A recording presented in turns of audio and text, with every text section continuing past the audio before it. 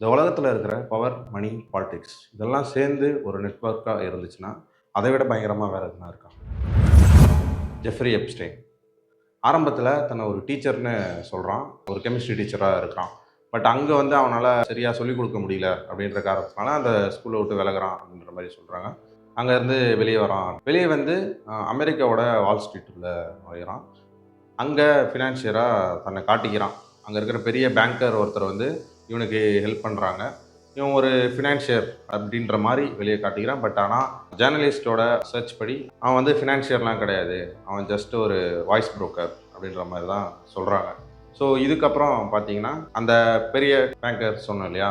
அவரோட ஹெல்ப் மூலியமா நெறைய கான்டாக்ட்ஸ்லாம் பில்ட் பண்றான். பெரிய பெரிய கான்டாக்ட்ஸ்லாம் புடிக்கிறான். அவங்களுக்கு தேவையான எல்லா விஷயத்தையுமே பண்ணி குடுக்குறான். எல்லா விஷயத்தையுமே பண்ணி குடுக்குறான். இது மூலியமா பார்த்தீங்கன்னா, ஒரு நியூயார்க் சிட்டில ஒரு பெரிய ஒரு கையா மாறுறான். ஸோ மாறி அவன் வந்து நியூயார்க் சிட்டில ஒரு பேலஸ் கட்டுறான். அங்க வந்து பார்ட்டி அரேஞ்ச் பண்ணி, இன்னும் இருக்கிற பெரிய பெரிய தலைங்களெல்லாம் அங்க கூப்பிடுறான். கூப்பிட்டு அவங்களுக்கு பார்ட்டீஸ் அரேஞ்ச் பண்ணி, அவங்களுக்கு தேவையான எல்லாமே பண்ணி, இத வந்து வீடியோ ஃபுட்டேஜ் அண்ட் ரெக்கார்ட் பண்ணி வச்சுக்கிறான். அவனோட ஓவரால் வேலையே என்னன்னு பார்த்தீங்கன்னா, பிளாக்மெயில் பண்ணி காசு சம்பாரிக்கிறது. ஸோ இதுதான் அவனோட வேலையே. இது மூலியமா பார்த்தீங்கன்னா, பலவிதமான காசு சம்பாரிச்சிருக்கிறான். இப்ப கட்ட பஞ்சாயத்துன்னு வச்சுப்போமே, கட்ட பஞ்சாயத்து, மாஃபியான்ற மாரியே வச்சுப்போமே. இப்ப நம்ம படத்துலலாம் பார்த்துருக்கோம் இல்லையா? இவங்களுக்கு தேவைன்னா, இப்ப இவன்ட்ட தான் பெரிய கான்டாக்ட்ஸ்லாம் இருக்காங்கல்ல, அவங்களுக்கு என்ன நீடோ அவங்களுக்கான எல்லாத்தையும் இவங்க மூலியமா சைன் பண்ணி வாங்க வச்சு, அது மூலியமா பணம் சம்பாரிச்சு, அப்படிதான் இவனோட வேலையே போயிட்டுருக்கு. அதுக்கப்புறம் பார்த்தீங்கன்னா, இன்னும் லக்ஸரியான பீப்பிள்ஸ்லாம் புடிக்கிறதுக்கு இவன் ஒரு பிரைவேட் ஜெட் ஒண்ணு வாங்குறான். ஒரு ஐலேண்ட் ஒண்ணு வாங்கி போடுறான். இந்த விஷயத்தெல்லாம் வச்சுக்கிட்டு அவன் பெரிய, பெரிய லக்ஸரி பீப்பிள்லாம் கவர் பண்றான். இப்ப இதுதான் ஓவராலா இந்த ஜெஃப்ரி எப்ஸ்டைன பத்தின ஒரு ஷார்ட் ஸ்டோரின்னு வச்சுப்போமே. இதுக்கப்புறம் பொண்ணுங்களெல்லாம் எப்படி எந்த மாரி கேர்ள்ஸ்லாம் இவன் புடிக்கிறான் அப்படின்னு பார்த்தீங்கன்னா, ரொம்ப ஏழ்மையான குடும்பத்தில இருந்து தான் இவன் பொண்ணுங்கள புடிக்கிறான். என்ன மாரி சொல்லினா, இந்த மாரி மசாஜ் ஜாபு, மாடலிங்கு இந்த மாரி சொல்லி தான் அவன் கூப்ட்டு வரான். இப்ப இந்த கூப்ட்டு வரதுக்கு இவன் தனியாளா மட்டும் இந்த வேலைய பண்ண முடியாது இல்லையா? இவனுக்கு ரைட் ஹேண்டா இருக்கிறது வந்து கிஸ்லைன் மேக்ஸ்வெல் அப்படின்ற ஒரு லேடி ஒருத்தவங்க. அவங்க தான் வந்து இவனுக்கு ரைட் ஹேண்டா இருக்கிறாங்க. அவனுக்கு தேவையான இந்த பொண்ணுங்களெல்லாம் சப்ளை பண்ணி மயக்கி கூட்டு வரது, அந்த மாரி பண்றதெல்லாம் இவங்க தான். ரேண்டமா அப்படியே ரோட்ல போவாங்களாம். இந்த மாரி பார்த்தோன்னே இந்த மாரி பேசி அப்படியே கூப்ட்டு வந்துருவாங்களாம். கூப்ட்டு வரதுக்கு அந்த ஜெட்ல தான் கூப்ட்டு வரோம். இப்ப அந்த ஐலேண்டுக்கு வருவோம். அந்த ஐலேண்டோட பேர் பார்த்தீங்கன்னா, லிட்டில் மவுண்ட் செயின்ட் அப்படின்னு சொல்லி வச்சிருக்காங்க. கிளியரா தான் சொல்றேன்னு நெனைக்கிறேன். கரெக்ட்டா இல்லன்னா கீழ மென்ஷன் பண்றேன். பயங்கர பிரைவேட்டா இருக்கு. சுத்தி செக்யூரிட்டீஸ் அவனோட செக்யூரிட்டி செட் பண்ணியிருக்கான். அது இல்லாம உள்ள ஃபுல்லா செக்யூரிட்டி கேமராவும் இருக்கு. உள்ள வந்து எந்த ஃபோனுமே அலோவ் கிடையாது. வெளிய இருந்து வரவங்களோட ஃபோன்ஸ்லாம் எதுவுமே அலோவ் கிடையாது.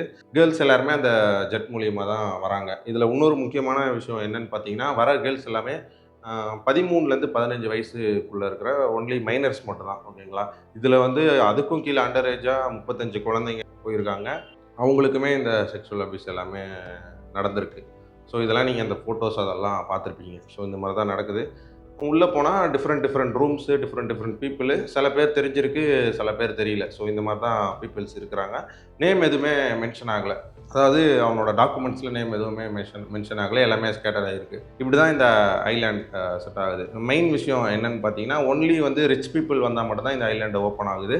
எப்படி சொல்லலாம்னா, ஹை லெவல் அப்யூஸ்க்கு மட்டும் தான் இந்த ஐலேண்ட யூஸ் பண்றாங்க. ரொம்ப பிரைவேட்டா வச்சுக்கணுன்றதுக்காக ரொம்ப ஹை லெவல் அப்யூஸ் வந்து இந்த ஐலேண்ட்ல நடக்குது.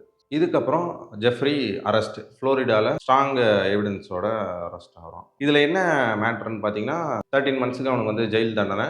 இதுல வந்து அவன் டெய்லியும் 12 ஹார்ஸ் வந்து வெளிய போயிட்டு வந்துக்கலாம். 12 ஹார்ஸ்னா அப்ப பார்த்துக்கோங்க. 24 ஹார்ஸ்ல 12 ஹார்ஸ் உள்ள இருக்கான். 12 ஹார்ஸ் வெளிய இருக்கான். ஃப்ரீடமா அவன் எங்க வேணா போய் சுத்தலாம். இதோ இந்த மாரி தான் இந்த ஜெயில் தண்டனை வந்து அவனுக்கு கிடைக்கப்பட்டிருக்கு. எப்படின்னு பார்த்தீங்கன்னா, ஒரு லாட்ஜ் மாரி வச்சுக்கோங்க. நம்ம இப்போ ஒரு ஒரு ஊருக்கு போறோம்னா, நான் ஒரு நாள் ஃபுல்லா நம்ம எங்க வேணா சுத்திட்டு நைட் தூங்குறதுக்கு மட்டும் ரூமுக்கு போயிடுவோம். அங்க தேவையான வசதி எல்லாமே பண்ணி குடுத்துருவாங்க. அப்படின்ற மாரி தான் அவனுக்கு அந்த ஜெயில் தண்டனை கிடைக்கப்பட்டிருக்கு. இதுவும் பார்த்தீங்கன்னா, அவன்ட்ட தான் ஏகப்பட்ட கான்டாக்ட்ஸ் இருக்குல்ல. ஸோ, அதனால இப்படிதான் இந்த ஜெயில் தண்டனை. ஆனா ஸ்ட்ராங் எவிடன்ஸோட அவனுக்கு அந்த ஜெயில் தண்டனை கிடைச்சிருக்கு. ஸோ, இது வந்து ஒரு சஸ்பீஷியஸான ஒரு திங்ன்னு வச்சுக்கோங்க. இதுக்கப்புறம் வந்து ஜெயில்லயே டெத்து. இதுதான் பயங்கர ஒரு கான்ஸ்பிரன்சியா போயிட்டுருக்கு. யாராலயுமே இத நம்பவும் முடியல. ஏன்னா, ஸ்ட்ராங் ஃபுட்டேஜ் எதுவுமே கிடையாது. செக்யூரிட்டீஸ் கேமரா எதுவுமே ஒர்க் ஆவல. இருந்த செக்யூரிட்டீஸ் எல்லாமே தூங்கிட்டு இருந்திருக்காங்க. ஸோ, இதெல்லாம் வந்து நம்பும்படியா சுத்தமா இல்ல. ஸோ, இதில வந்து சொல்லும்போதே உங்களுக்கு புரிஞ்சிருக்கும். இது எப்படின்னு சொல்ட்டு. ஏன்னா அவன் என்ன வாக்குமூலம் கொடுத்துருக்கான்னா, நான் வந்து எல்லா தப்பையும் ஒத்துக்கிறேன். ஆனால் நீங்கள் எனக்கு வந்து ஒரு ஃபேவர் பண்ணி தரணும். என்னை வந்து நீங்கள் வெளியே விட்டுறணும். நான் இதில் அடிபட்டிருக்க எல்லா நேம்ஸையுமே சொல்கிறேன். நீங்கள் வந்து என்னை வெளியே விட்டுறணும் அப்படின்ற மாதிரி அவன் வந்து கோர்ட்டுக்கு ஒரு ஃபேவர் கொடுத்துருக்கான். பட்டு இது பேசுனதுக்கு அப்புறமே அவனோட டெத்து நிகழ்ந்திருக்கு. இப்போ இதில் மெயின் விஷயமா நான் என்ன சொல்லணும்னு பார்த்தீங்கன்னா, நிறைய பேர் இன்ஸ்டா ரீல்ல பார்த்தீங்கன்னா, கேனிபலிசம் அவன் வந்து அங்கே இருக்கிற குழந்தைங்களெல்லாம் சமைச்சு சாப்பிட்ற மாதிரி நிறைய வீடியோஸ் லீக் ஆகிட்டு இருக்கு. ஸோ அது எல்லாமே பார்த்தாலே தெரியுது ஏஐதான்னு சொல்லிட்டு. அப்படி உங்களால் நம்ப முடியலன்னா கமெண்ட் செக்ஷனில் போய் பாருங்கள். இல்லைனா நீங்கள் வந்து சர்ச் பண்ணி பாருங்கள். ஸோ அதெல்லாம் எதுவுமே உண்மை கிடையாது. அந்த அளவுக்கு அங்கே எதுவும் நிகழ்வுல செக்ஷுவல் அசால்ட் நடந்திருக்கு, அப்யூஸ் நடந்திருக்கு, நிறைய செக்ஸ் டார்ச்சர் நடந்திருக்கு. ஸோ இந்த மாதிரி விஷயம் தான் அங்கே வந்து நடந்திருக்கே தவிர, இந்த மாதிரி கேனிபலிசம் அப்படின்ற அளவுக்கு நடக்கலை. அது வரைக்கும் நானே ஒரு செகண்டு நம்பிட்டேன். ஸோ அதுக்கப்புறம் போயிட்டு சர்ச் பண்ணி பார்க்குறப்ப தான் தெரியுது அப்படி எதுவும் நடக்கலை. ஓகேங்களா? ஸோ அது வந்து ஒரு கிளாரிட்டி கொடுக்கணும்னு நினைக்கிறேன். அதுக்கப்புறம் இதில் வந்து ட்ரம்ப்போட இன்வால்வ்மெண்ட்டு அப்படின்றது வந்து எப்படின்னா, சேம் டைம் சோஷியல் பீப்புளாக தான் 2 பேருமே இருக்காங்க. ஸோ எல்லாம் பெரிய பெரிய தலைங்கலாம் வராங்கன்றப்ப எல்லாருமே தான் அந்த இடத்துல மீட் பண்ணக்கூடிய ஒரு அவசியம் ஏற்படுது. ஸோ அப்படி மீட் பண்ணுற அந்த ஃபோட்டோஸை தான் நீங்கள் பார்க்குறீங்க. அதுக்கப்புறம் அவர்கிட்ட இருக்கிற அந்த குழந்தை வந்து அவரோட குழந்தை, ட்ரம்ப்போட குழந்தை. ஸோ அதில் எந்தவித சந்தேகமும் வேணாம். இதுக்காக நான் வந்து ட்ரம்ப்புக்கு சப்போர்ட் பண்ணுறேனா அப்படின்னு கேட்டிங்கன்னா தெரியல. ஆனால் ட்ரம்ப்போட பேர் எந்த இதுலயும் அடிபடல. அவர் மேல எந்த ஒரு விக்டிம்ஸும் வந்து கம்ப்ளைண்ட் வைக்கல. ஸோ இதுதான் உண்மை. அந்த மாதிரி ரெக்கார்ட்ஸும் எதுவும் இல்ல. அவர் பாலிடிக்ஸ் வந்ததே நான் இத வந்து ரிலீஸ் பண்றேன் அப்படின்னு சொல்லி தானே அவர் ஓட்டே வாங்குனாரு. ஸோ நீங்க அதிலேயே அவரோட கான்ஃபிடன்ஸ பார்க்கணும்ல. ஒருத்தர் தப்பு பண்ணியிருக்கான்றப்ப, அப்ப எப்படி அத ரிலீஸ் பண்றான்ற மாரி தைரியமா சொல்ல முடியும். ஆனா இதுல பெரிய பெரிய தலைவங்களோட பேர்லாம் அடிபட்டிருக்கு. அது எல்லாமே வந்து மறைக்கப்பட்டிருக்கு. அந்த பிளாக் மார்க்க வச்சு மறைக்கப்பட்டிருக்கு. ஸோ அதெல்லாம் நம்ம பார்க்குறோம். எந்த அளவுக்கு கிளாரிட்டி குடுக்குறதுன்னா மெயின் அக்யூஸ்டு ஜெஃப்ரி எப்ஸ்டைன் தான். ஸோ அது மட்டும் நீங்கள் கிளாரிட்டியாக வச்சுக்கோங்க. மற்றவங்க எல்லாம் அந்தந்த சமயத்தில் அங்கங்கே இருக்கிற அந்த ஃபோட்டோஸ்லாம் பார்த்து நீங்கள் கன்ஃபியூஸ் பண்ணிக்க தேவையில்லை. ஓகேங்களா?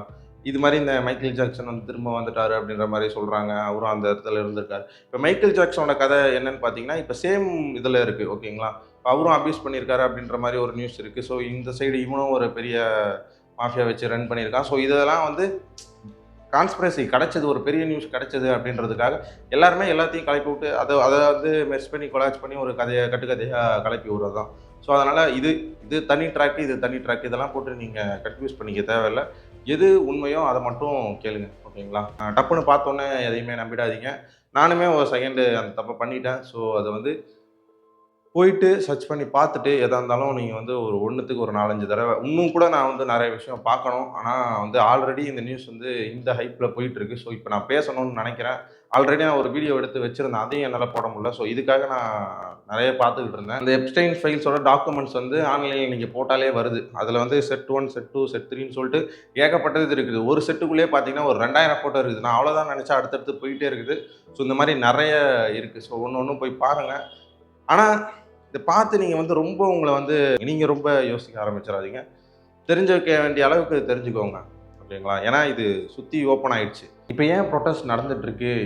இன்னும் இந்த எப்ஸ்டைன் ஃபைல் ஏன் வந்து முடிவுக்கு வரல அப்படின்னா, இப்ப இந்த எப்ஸ்டைன்றவன் வந்து ஒரு மிடில் மேன் தான். அவன் ஒரு ஒரு புரோக்கர் தான். ஒரு பிளாக்மெயில் புரோக்கர் அப்படின்ற மாரி வச்சுக்கோங்க.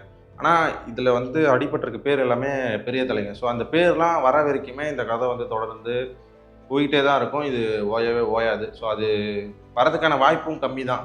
ஏன்னா, இது ஒரு தொடரா கதை அப்படின்ற மாரி வச்சுப்போமே. ஏன்னா, எப்ஸ்டைன் செத்துட்டான். கிட்டத்தட்ட இது ஒரு படம் மாரி தான். ஆனா, படமா பார்த்துட்டா நம்ம ஈஸியா கடந்து போயிடலாம். ஆனா, இது படம் இல்ல. இது நிஜத்துல நடந்துட்டு இருக்குன்றதுனால தான் இதோட தாக்கம் வந்து இவ்வளோ அதிகமா இருக்கு. நம்ம எல்லாரையுமே இது இவ்வளோ பாதிக்குது. ஸோ என்னாலேயே நானும் இல்ல, இது அப்படிலாம் இல்ல, கடந்து போயிடலாம் அப்படின்ற மாரி தான் பார்த்தேன். பட் ஆனா முடியல. இத பத்தி இன்னும் பார்க்க நம்மளுக்கு வந்து இதோட தாட்ஸ் எல்லாமே அதிகமாவுது. நம்மளால வந்து நார்மலான ஒரு நம்ம டெய்லி ரொட்டீன வந்து பண்ண முடியல. ஸோ அந்த அளவுக்கு உள்ள போயிருக்கு. இதுல மெயினா பாதிக்கப்பட்டது யாருன்னு பார்த்தா, அந்த விக்டிம்ஸ் தான். அந்த குழந்தைங்க. இதுல இதுல என்னன்னா, அவங்க பேரண்ட்ஸோட சம்மதத்தோட தான் அவன் கூட்டிட்டு போயிருக்கான். பட் ஆனா அங்க சொல்லப்பட்டு கூட்டிட்டு போனது வேற, அங்க நடக்கப்பட்டது வேற. ஸோ அதனால தான் இங்க இது வந்து பெரிய பாதிப்பா இருக்குது. எல்லாருக்குமே அவ்வளோ ட்ராமாவ குடுத்துருக்கு. லைஃப் லாங் ட்ராமாவ குடுத்துருக்கு. ஸோ அவங்க எல்லாருக்குமே இந்த நேரத்துல நம்ம ஒரு ஒரு ஆறுதல சொல்லிப்போம். ஏன்னா, அவங்க எப்படி இதுலேருந்து வெளிய வரப்போறாங்கன்னு தெரியல. ஸோ அதுக்காக தான் இந்த போராட்டம் நடந்துகிட்டு இருக்கு. நெறைய ஃபோட்டோஸ் பார்த்துருப்போம். அதில ஃபேக்காவும் நெறைய இருக்கு. உண்மையாவும் நெறைய இருக்கு. இதில என்னன்னா, உள்ள போன அவங்களையே வந்து பிளாக்மெயில் பண்ணி, அடுத்து அவங்களோட ஃப்ரெண்ட்ஸ்லாம் அரேஞ்ச் பண்ணி கூட்டிகிட்டு வர வச்சுருக்கானுங்க. ஸோ இந்த மாதிரி தான் அவங்களுக்கு தேவையான விஷயத்த வந்து பண்ணியிருக்கான். பட் ஆனால் இந்த டாக்குமெண்ட் எடுத்தது வந்து இப்போ அவனுக்கே அது வந்து ரிவர்ஸ் ஆகி இந்த விஷயத்தில் அவன் வந்து ரொம்ப ஸ்ட்ராங்காக மாற்றுறதுக்கான ஒரு இதுவாக இருந்திருக்கு. So that's it. இதுதான் எப்ஸ்டைன் ஃபைல்ஸு. இப்போ அந்த ஃபைல்ஸில் பார்த்தீங்கன்னா கோர்ட்டோட அன்லிஸ்டு டாக்குமெண்ட்ஸு, அதுக்கப்புறம் ஃப்ளைட் லாக்ஸு, அதுக்கப்புறம் அவன் பண்ண இமெயில்ஸு எல்லாமே இருக்குது. பட் ஆனால் இன்னும் ஓப்பனான விஷயம் எதுவுமே அதில் வெளிய வரல, வெளிய விடலையா என்னன்னு தெரியல. ஸோ அதெல்லாம் சந்தேகத்துக்குரிய விஷயம் தான். நான் இது வரைக்கும் அனலைஸ் பண்ணி பார்த்தது இதுதான் எப்ஸ்டைன் ஃபைல்ஸு. உங்களுக்கு தெரிஞ்ச விஷயம் ஏதாவது இருந்தால் எல்லாத்தையும் வந்து கமெண்ட்ஸில் சொல்லுங்கள். வேறு ஏதாவது லிங்க்ஸ் ஏதாவது இருந்தால் ஷேர் பண்ணுங்கள். நான் பார்த்துட்டு அடுத்த இதில் பேச முடியுமா என்னன்றதை பார்க்குறேன். Thank you. Bye. C you.